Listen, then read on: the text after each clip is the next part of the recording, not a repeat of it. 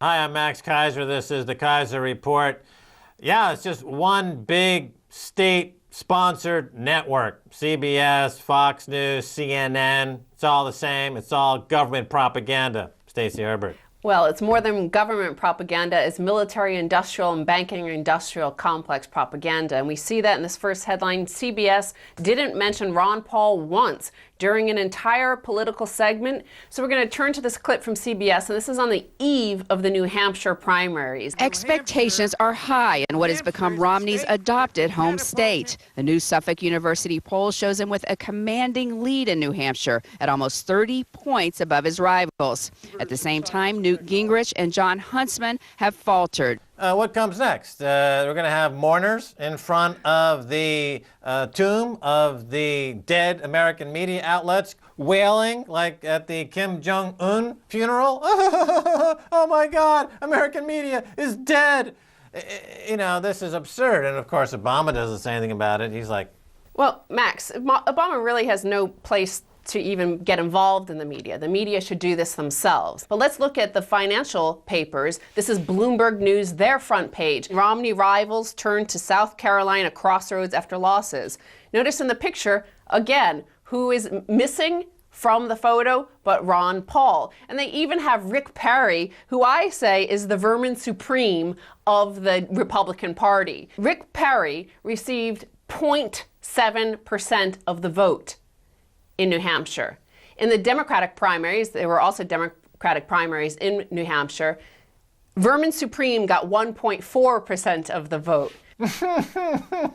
Well, yeah, Bloomberg, of course, they have gone down because Michael Bloomberg crossed over. He's a politician now. So he's set up the Bloomberg boxes to omit certain facts and figures and information that would get in the way of his political aspirations. But it's also more than that. It's the markets are also becoming tools of propaganda. As you have pointed out yourself on our site and other places, Max, intrade.com gives a price. And in fact, there's been a recent study which showed to Republican voters, they showed them in-trade prices, and in 35% of the cases, they changed their vote to the one who had a higher price on in-trade. Right, it's price propaganda. It's using behavioral economics to influence people's reactions and their actions. And if you can engineer a price, you can engineer an action. The market's no longer about supply and demand. It's no longer about price discovery. It's no longer about the invisible hand. It's about pre-programming price points that will create actions in the population that you can then turn into inside information and market manipulation and political power and influence. I mentioned Vermin Supreme. I want to cut to a clip here, and it gives an indication of why the media might be ignoring Ron Paul. My name is Vermin Supreme. I'm a friendly fascist. I'm a tyrant that you can trust. You should let me run your life because I know what is best for you. My primary policy positions are as follows. I stand for mandatory toothbrushing laws. And last but not least, free ponies for all Americans. Yes, it's the Free Pony for All Americans Job Act. Just think of the jobs that will be created when all Americans have ponies. Oh, yes, for sure. I think this is the reason why we're ignoring him, because Ron Paul is exposing the lie that free ponies can be had for all, in particular, the baby boomers. If you look at the next headline, hey America, half of young voters just voted for Ron Paul. Half. So this is from Business Insider, Henry Blodgett. He points out that 47% of voters under 30 voted for Paul in New Hampshire. The reason why? You don't have to be a genius to see that if our government continues on its present course, borrowing and spending way more than it takes in, the country is going to be screwed. Ron Paul acknowledges that, and Ron Paul's ideas, though radical in some cases, promises major change. Older voters, for obvious reasons, don't really care that the country's finances are unsustainable because they'll be dead by the time that comes around to pay for it. Well, that's exactly right. They're hoping that they'll die before they have to pay these debts. That's their strategy. That's their democratic thought processing. Well, we'll be dead soon. So all these problems we don't have to worry about. Ron Paul is appealing to younger voters because the younger voters realize that he's their only hope in not being forced into debt slavery. Well, it's also the fact that the baby boomers for 30 years now have relied on the Federal Reserve to pay for all of the wars that they want but they don't want to have to pay for. The suburbs that they want, the exurbs that the baby boomers want, but don't want to have to pay for with the real cost of oil. So they keep on printing money, printing money, printing money, and it's off balance sheet. Nobody gets taxed for it. But here, the younger generation who has the internet, they've grown up with the internet with access to information, which now they're trying to block. But the younger voters know that it's the Federal Reserve and the military-industrial complex that has benefited the baby boomers, they think, for quite a while, that they're going to now have to pay for it. Well, it'll be a jolt to the system. Either the system collapses under the weight of unmanageable debt and chaos, in which case everybody is going to suffer tremendously, or there's a kind of a managed chaos, like we saw Paul Volcker in the 1970s raise interest rates to snuff out the problems of that era. Now, this is what Ron Paul is talking about. The young are able to absorb that shock. The old will not. They'll be, unfortunately, wiped out. But the young want that as opposed to being toured into debt slavery. And they want a change from the system. The younger obviously don't want the system to continue as is, and the baby boomers want to continue with the status quo. But I'll show you the next headline, proof of this intergenerational warfare, this changing dynamics in the population of America. You're now more likely to die from swallowing your own vomit than from murder. For the first time in nearly 50 years, homicide is not one of the top 15 causes of death in America. The 15th most common cause of death? Pneumonitis. Seen mainly in people 75 and older, it happens when food or vomit goes down the windpipe and causes deadly damage to the lungs. Well, it's kind of like a 1960s thing, isn't it? Isn't this how Jimi Hendrix met his end? It's exactly the same baby boomers, but what they're saying is that the fact that murder is not even in the top 15 anymore is a sign that the population is aging, because murder tends to happen with young men, very testosterone-driven, murdering each other. But now they're aging instead of dying on their own vomit. Yeah, and also there seems to be right now a reprieve in the actions by those very young people who have been disenfranchised in taking matters into their own hands against the banksters. So there's a bit of a pause there. And talking about choking on your own vomit, Blackstone turns hostile on website names. So Blackstone Group, run by Steven Schwartzman, has been quietly acquiring hostile web domain names in an attempt to head off online criticism at a time when political rhetoric in the U.S. is building against private equity firms. So I mention this because Steven Schwartzman in this photo looks like he's choking on his own vomit. We should be so lucky.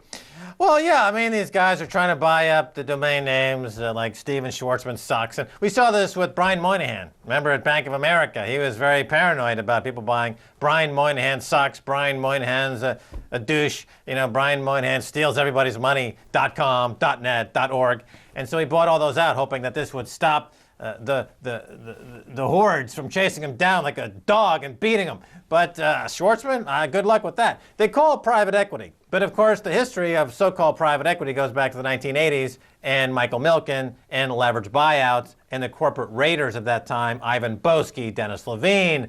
And they had to rebrand themselves in this new era as friendly private equity. But they're just asset-stripping whores like Mitt Romney over there at Bain Capital, or Steve Schwartzman at Blackstone. They're just asset-stripping whores. They add no value to the matter of fact, the people who participate with these guys in their deals, they lose money compared to the market averages overall. They're losers. Steven Schwartzman has said recently that he was, quote, concerned about politically motivated attacks on private equity if Mitt Romney, founder of Bain Capital, becomes the Republican nominee for president. Well, a user on maxkeiser.com, like I said, information is available online. And this is why the likes of Steven Schwartzman, Christopher Dodd, Barack Obama want to shut down the internet. So a user named user2323 says, quote, in much the same way, should we be concerned about politically motivated rewards to private equity if Mitt Romney, founder of Bain Capital, becomes the Republican nominee for president? Right. If Mitt Romney becomes a Republican nominee, it's like shining a light on all these cockroaches like Steve Schwartzman. And they don't want to be out in the light. They want to be in the dark. doing their evil private equity deals that strip mine the economy recklessly, like $2 whores. They don't want any light shine on them. Steve Schwartzman, you'reanidiot.net, go away and jump off a building and save humanity, the excesses of your existence.orgnet. But as I said before, he's just the mere reflection of the society itself that is choking on its own vomit, literally. And they don't want the youth to know about Ron Paul and his promise to get rid of all of those people choking on their vomit. So you're saying that Steve Schwartzman is the walking personifications of society's tendency now towards swallowing its own vomit. That's correct. .net. And then, again, final headline in this first section here, Max, why banks back SOPA, the Bring Chinese Internet to America bill. Because Section 105 grants immunity to service providers for taking voluntary action to stop infringement. And importantly, there are no counter notice rules or anything requiring any process for those cut off to be able to have any redress whatsoever. So somebody like Steve Schwartzman could send a notice to a search engine like Google and say, remove maxkeiser.com from all of the search engine results on Steve Schwartzman. And they're granted immunity if they take it down, because there's no recourse for you then as well. So they just need to take it down as soon as they receive just the legal letter from Steven Schwartzman's lawyers, and they will take it down. There's immunity granted to them in the SOPA bill. Yeah, well, they can't take this show down. It's outside of Steve Schwartzman's purview as a kleptocrat in America.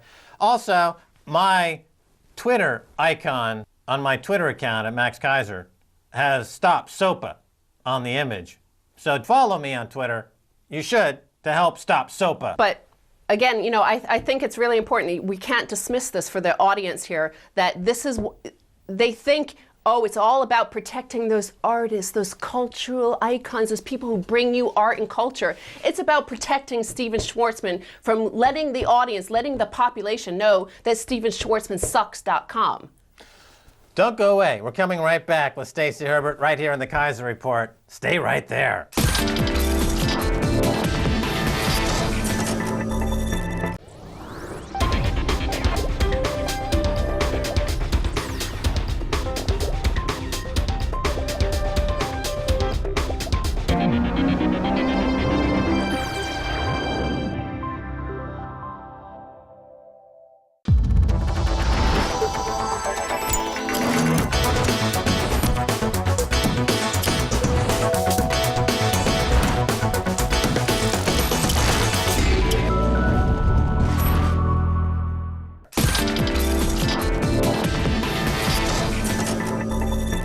Welcome back to the Keiser Report. I'm Max Keiser. We're still with Stacy Herbert.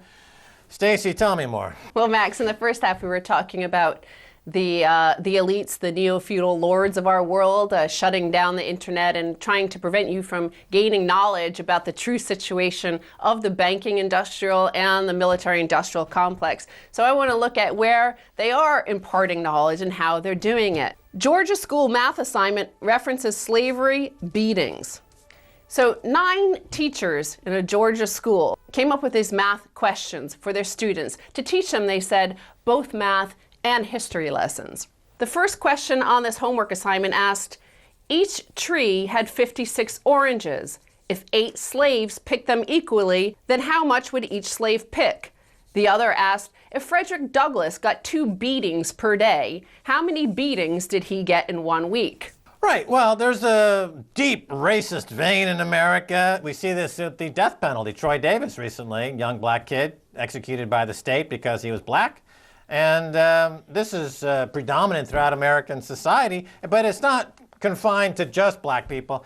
Of course, I saw something interesting on the news. I don't know if you saw this. It was, you can look it up, on the search engine, this story, how students in America are now pre-selling 20 years of their income, 5% of their income for 20 years to get the money to go to college.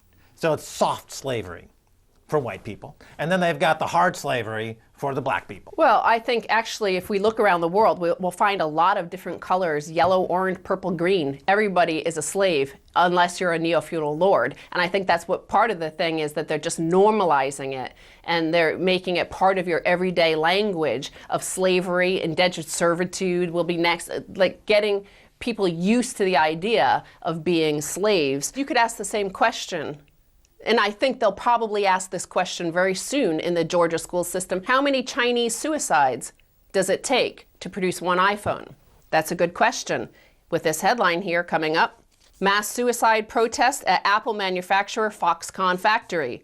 Around 150 Chinese workers at Foxconn, the world's largest electronics manufacturer, threatened to commit suicide by leaping from their factory roof in protest at their working conditions. Several reports from inside Foxconn factories have suggested that while the company is more advanced than many of its competitors, it is run in a military fashion that many workers cannot cope with.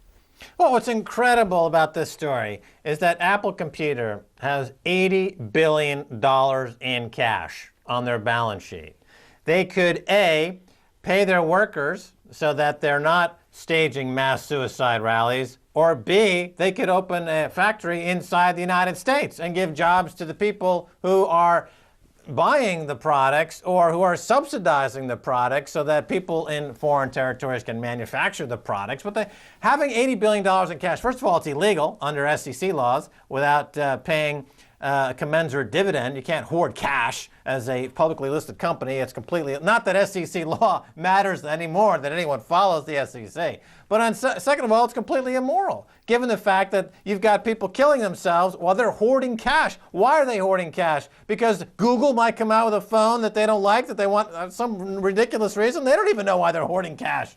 Like I said in the beginning about this intergenerational warfare, you have a population, the largest population, not only in size, physical size, but in the size voting bloc. And that's the baby boomer generation, who has an unsustainable lifestyle. They have exurbs to which they drive their SUVs, and therefore they vote for and want endless war that they don't ever want to be taxed on. And here, this is the same thing with their consumer society. They don't ever want to have to think about the true unsustainable costs. And if it takes 150 Chinese suicides, they'll take it. They don't care.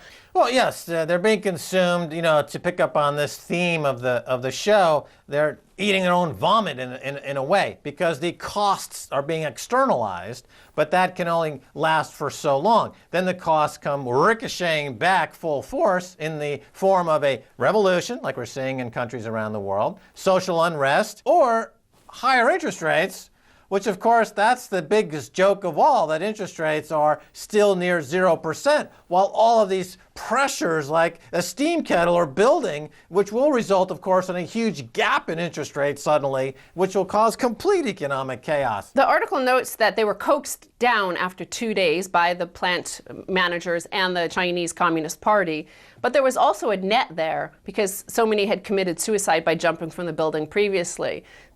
Now, I want to talk about the whole nation of America standing there on a ledge as well, basically threatening to commit suicide. But there's no net there. There's nobody there to catch them. China snubs Geithner on Iran oil. China gets cheaper Iran oil as U.S. pays tab for Hormuz patrols. Retired admiral warns U.S. policy benefits the Chinese.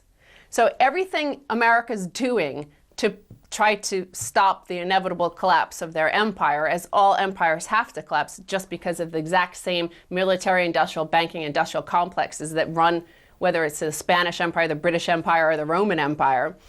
Geithner had tried to get China to stop importing oil. They're like, China, please commit suicide. We know you already eat all of our vomit of these treasury bonds. If that's not suicidal enough, why don't you stop your imports? 15% of their oil imports come from Iran. And Geithner's over there trying to say, energy, the most crucial ingredient to any economy. Do without it, China. And they said no. But, you know, it's economics of suicide. And you know who's really done a lot of work on this is Captain Paul Watson over there at the Sea Shepherd. He talks about the fact that the economies around the world have adopted this economics of suicide. For example, tuna, which is being fished into extinction, is driving the price of the remaining tuna to $600,000 or more for one tuna fish in Japan. And we see this all over the world. They're driving this consumer economy model into extinction. Not only extinction of the overfished population, the boreal forests where all the natural lumber comes from, the ozone layer, the air able to breathe, but now it's hitting populations of human beings. It's becoming Soylent Green, basically, for a profit. Okay, so as I was saying, Geithner wants China to adopt the same suicide model. China says no. And in fact, as Ms. Shedlock points out here, China uses this, that America is standing at the ledge saying, we're going to commit suicide. Come on up, China. Come on up and jump with us. No, China is actually saying, well, I'm going to get up to a 40% discount. I'm going to go to Iran and renegotiate because I know America's over there willing to commit suicide. And now, I'm the only worker left. Well, yeah, Iran is close to China, Russia. This is where the U.S. model of shock and awe is going to die. So the cost for maintaining this blockade on the Straits of Hormuz, the U.S. is bearing most of the cost of the air and sea patrols and surveillance of the Strait of Hormuz, through which transit 17 million barrels a day of crude, or 20% of the world's oil supplies. China, the number 2 importer of oil after the U.S., enjoys protection for the shipping lanes without paying a cent. Retired Admiral Dennis Blair, a former U.S. Director of National Intelligence, said in an interview. Well, the U.S. still thinks of Iran, China, Russia from 20, 25 years ago. They completely have discounted the idea that these countries have catapulted in growth and sophistication and allegiances over the past 10, 15 years. And the U.S. doesn't understand that, when you attack Iran, you're attacking China, Russia at the same time. I mean, it's absurd to think that the U.S. is going to go in there blindly and step on an enormous, bomb of their own making. Well, but let's talk about this as related to the rest of the stories we're talking about. There's a political element, and that's, old school geopolitics. We're talking economics here and innovation. Because we're told in the West, give up your jobs because we're the innovation society. But here, we're on a single point of failure. 20%, they're saying, of the world's oil supply goes through this one point, and we can't live without oil. We've had 100 years to come up with an alternative. Have we ever even thought about it? No. But the other point is that it's a perfect real-life analogy of what is the U.S. system towards SOPA, for example. They want to force all the traffic through one point so that their might can only restrict all access to it, and you must pay to get any access to that one point. Well, yeah, I understand what you're saying, that it makes no sense in the context of a market that the agents, the actors like the U.S. would act as if like they're doing because it's market suicide. Yeah. But the market's died. You don't have free markets. You don't have price discovery. The price of oil is determined by the paper market. Same thing for the price of precious metals. Same thing for markets across the board. It's determined by high algorithmic trading, frequency trading, by program trading, by market manipulation. They don't have a real price for oil. The true price of oil, given the externalities, the cost of cleaning it up, etc., would be already $200 to $250 a barrel. And that would have forced the U.S. to adapt 50, 40, 30, 20 years ago. Already, they would have already been into another century. But because they've been able to keep the price artificially low through market manipulation, through monetary manipulation, and through a foreign policy that doesn't respect anyone's human rights, they have put themselves in a position where they are incapable now of dealing with the fact that they've completely lost control of the oil market. And again, going back to our very first headline where Ron Paul is the choice of those under 30, is this foreign policy in order to get free oil for the exurban living baby boomers They know it's unsustainable. If you're not part of it, if you're outside the fishbowl, you can clearly see that the fish are living in the water and how they're living. The youngsters stuck outside the job market, stuck outside the opportunity market, and it's enslaved to student debts. They can see clearly, much more clearly than the baby boomers stuck in the exurbs, who would not be able to breathe without Iranian oil or Saudi Arabian oil or Middle East oil flowing to them. They think cheaply because they're not taxed on it. It's just inflation and monetary printing, and their wages, their real wages, going down for the last 30 years. Yeah, and I make the following prediction, that one day when oil gaps open to $170 a barrel, policymakers will say it's the market. They'll blame the thing that, if they had embraced all along, would not have happened to begin with. Because then they'll use the mainstream media outlets like CBS and Fox News and CNN to carry this falsehood, this propaganda, and they'll have no opposing view. They'll have no debate about it whatsoever. It'll just be that Mr. Magical Market did this. We had nothing to do with it. And then final headline here, Max, we're talking about the, standing on the ledge, committing suicide. So China looks at all of this. Right? They see that Timothy Geithner, the Treasury Secretary, comes to them and tries to ask them to commit economic suicide. China continues to buy gold in preparation of the end of the global dollar-based ecosystem. So mainland China gold imports from Hong Kong surged to 102,779 ounces from 86,000 in October. This is a 20% increase from the already high number seen in October and a 483% year-on-year increase. So they're getting ready for, they know what happens when somebody jumps without a net. That's my agenda. Buy more gold. China, join me. All you other countries, join me. Buy gold. That's my agenda. This is my show, Keiser Report. Stacy Herbert, thanks very much. Thank you, Max. All right, that's it for this time, but we'll see you soon, so be there. If you want to send me an email, please do it so at keiserreport@rttv.ru. Until next time, Max Keiser saying bye, y'all.